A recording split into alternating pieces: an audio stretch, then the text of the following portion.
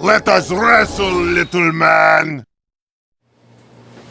Welcome. I am Ichida Zeal from Ichida Studios, reporting here with Louis Hoglover, something like that.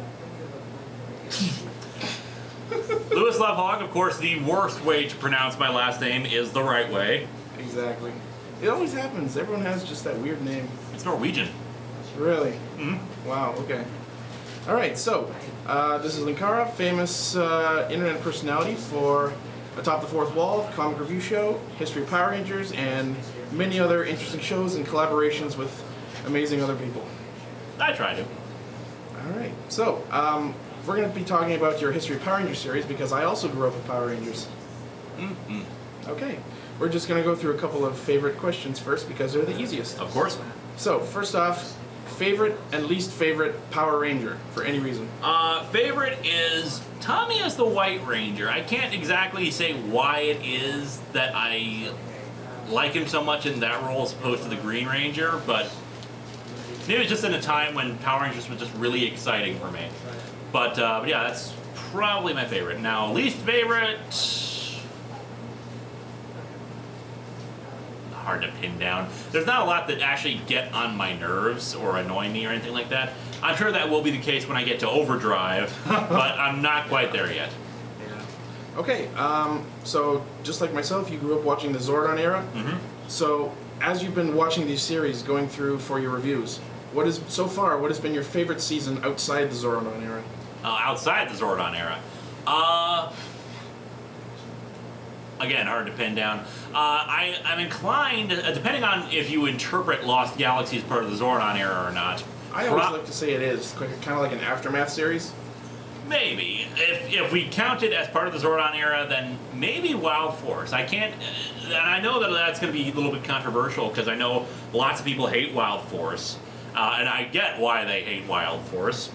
But it felt like a great culmination of things. It was a great anniversary season. It celebrated the past while also doing their own thing. And while there was a lot that pissed me off about the show, it was very energetic, very colorful, just really enjoyable all around. Awesome. Okay, favorite villain? Favorite villain? Lord Zed. Yeah, I knew that was coming. Okay. How gut-wrenching must it be to know that Divatox, for all her faults, all her whining, and the fact that she had to change actors twice, was one of the most effective villains in Power Rangers, matched only by Lord Zed? I don't get it. How? How? She's some asshole in a submarine in space. How the hell did she take out the Rangers? I mean, oh my god. Especially with the Piranhatrons, probably one of the most pathetic sets of foot troops ever. You know, there have been worse foot soldiers. I mean, the Piranhatrons at least started to get kind of menacing and in space, but that's just kind of carryover from the end of Turbo and more of the glory of in space. But it's just like... And they were the only, as far as I know, one of the only foot soldiers to have their own theme song. Which was good. I like the song. I don't get it. I mean, you know what?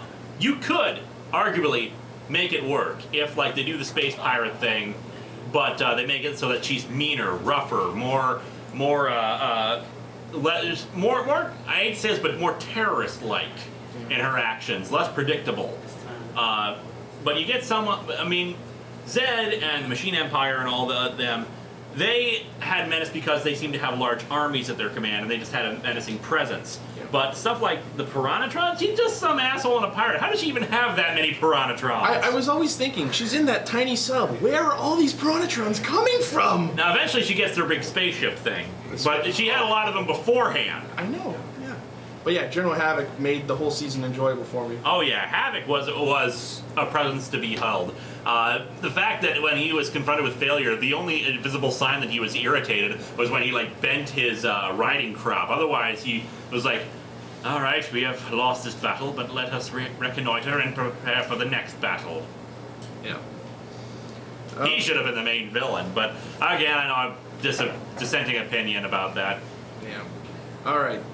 Which do you hate more? Kimberly's Dear John letter, or the ridiculously unnecessary changeover to the turbo powers? The Dear John letter, because I'm always going to choose character stuff over stuff like that, because the characters change powers all the time in Power Rangers. But the Dear John letter, it's just so out of character after everything they've been through together. If they had set up a split, worked at it as much as they had worked at the relationship itself, I wouldn't have had a problem with it. But just to have her break up off screen so they could try to set up a relationship with Kat, it broke my heart. They should have been together forever. With that said, do you ship any PR characters that don't ship themselves? I haven't gotten to the end of Mystic Force yet, but right now I'm hoping for Chip and what's her name, the Pink Ranger? I haven't watched Mystic Force. I can't remember her name. It's the one. It's the one who, not the one who makes the DJ one. Yeah. The DJ character who wants to be on MTV for some reason. I don't know. They have a real relationship with. They have like a long-standing friendship with each other, and I wouldn't mind seeing those two kids get together. Yeah. Okay. Moving along.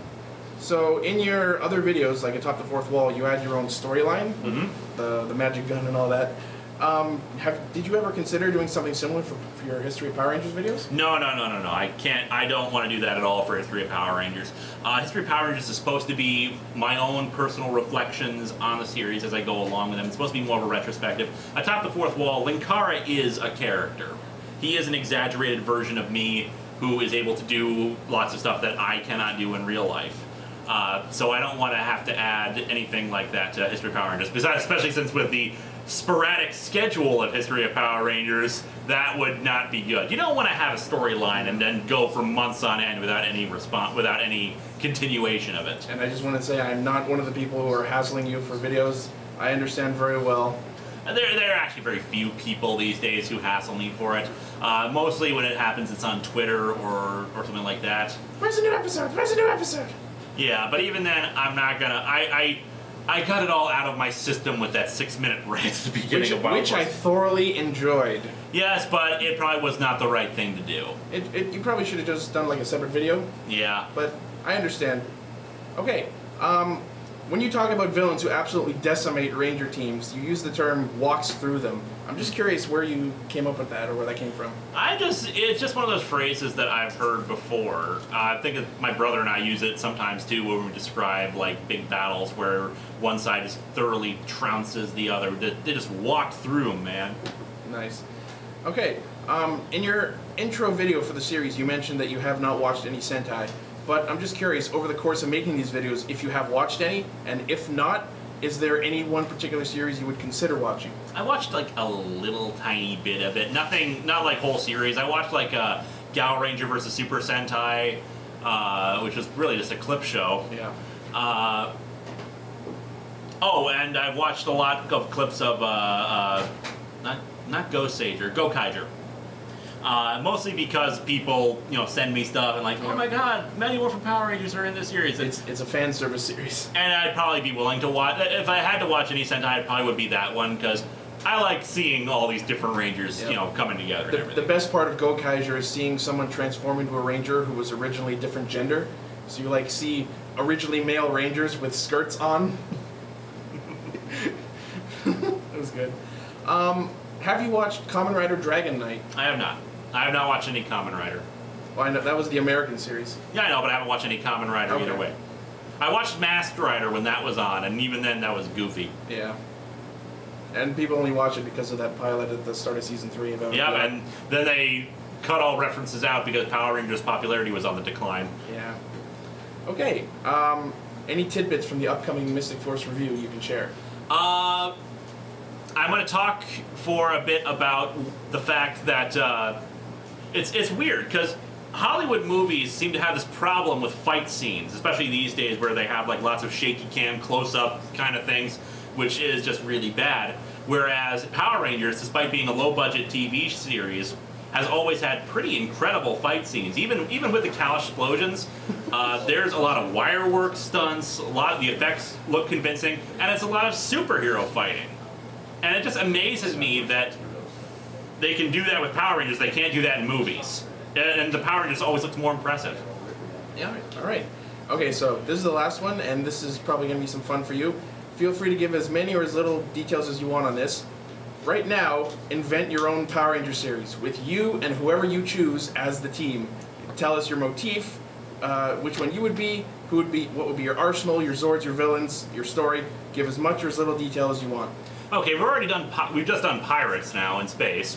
We've done ninjas. We've done a lot of concepts already. It's hard to say what there is left to do in terms of a concept for a series, and yet they always find new ways of doing so. They've recycled sometimes. They've done cars twice. They've done ninjas twice. You know. I wouldn't mind like a hunt series, kind of like what they did in Space, where they were hunting for Zordon. Let's have us trying to find something and traveling around to places. So an actual serialized thing. Yeah, an actual thing where they're actually going places, and do kind of an A-Team 80s style thing where they like help out people with their local problems and all that fun stuff. That'd be cool. And there are still other concepts you can work around with that, and still make it entertaining and not be the same plot over and over again. But that's what I would probably think of. Maybe the villains are also on the same hunt and they sometimes cross paths. Yeah. So, like, which one would you be? Who would be your team?